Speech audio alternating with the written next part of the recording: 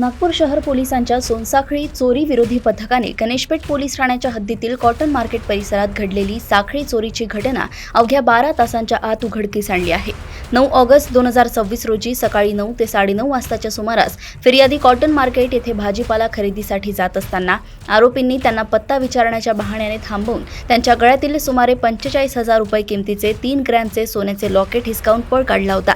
घटनेनंतर फिर्यादीच्या तक्रारीवरून गणेशपेठ पोलीस ठाण्यात भारतीय न्याय संहितेच्या कलम 304(2) व 3(5) अन्वये गुन्हा दाखल करण्यात आला। गुन्ह्याचा समांतर तपास करताना सोनसाखळी चोरी विरोधी पथकाने सीसीटीव्ही फुटेज आणि गुप्त बातमीदारांकडून मिळालेल्या माहितीच्या आधारे जुनैद अख्तर खान, मोहम्मद साजिद शेख उर्फ मोनू आणि फैजान शेख यासीन शेख या 3 आरोपींना 12 तासांच्या आत ताब्यात घेतलंय। पोलीस चौकशीत आरोपींनी गुन्ह्याची कबुली दिली। पोलिसांनी त्यांच्याकडून 45,000 रुपये किमतीचे सोन्याचे लॉकेट, गुन्ह्यात वापरलेली पांढऱ्या रंगाची ॲक्टिवा गाडी आणि 30,000 रुपये किमतीचे 2 अँड्रॉइड मोबाईल असा एकूण 1,45,000 रुपयांचा मुद्देमाल जप्त केलाय।